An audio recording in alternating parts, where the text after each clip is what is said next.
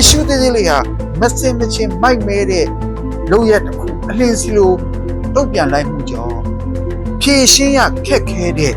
ပြဿနာအကြီးတစ်ခုဖြစ်သွားတယ်ကျွန်တော်လည်းဆရာညီညီလိုဖြစ်ရမှန်ဇာတ်လမ်းတစ်ပုဒ်ကိုဖတ်ခဲ့မိတယ်တခါကလမ်းမကြီးပေါ်မှာကားနှစ်စီးမတော်တဆတိုက်မိကြတယ်ကားမောင်းလာတာတွေကအမျိုးသမီးတွေကြီးပဲဒဏ်ရာအနာတရတိတ်မဖြစ်ကြတော့ကားပေါ်ကနေအသီးသီးဆင်းလာကြတယ်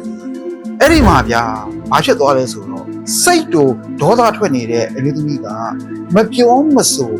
မစင်မကျင်နဲ့လက်ထဲမှာပါလာတဲ့တနက်နဲ့နောက်တစ်ယောက်အမျိုးသမီးရဲ့ပေါင်ကိုဒိုင်းနဲ့ပစ်ချလိုက်တယ်။အိုးဘလောက်ကြောက်ဖို့ကောင်းတယ်လဲ။ဘာလို့များမစင်မကျင်သူ့လှုပ်ချလိုက်တာလဲ။ကျွန်တော်တွားပြီးတော့စဉ်းစားမိတယ်။အဲ့ဒီအမျိုးသမီးဟာ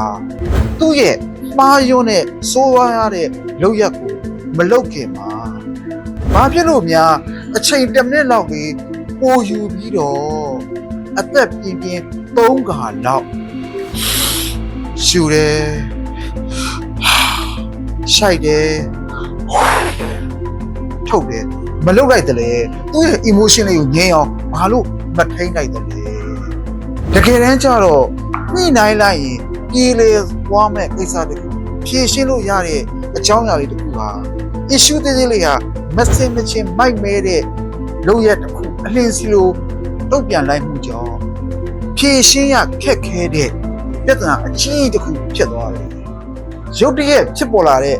emotion နဲ့သူ့ရဲ့စိတ်စေစားရဟောတည်င်းကအခိုက်တဲ့အမိုက်လေးပါအရာရာဟာကြောက်မခံနေဖြစ်သွားတ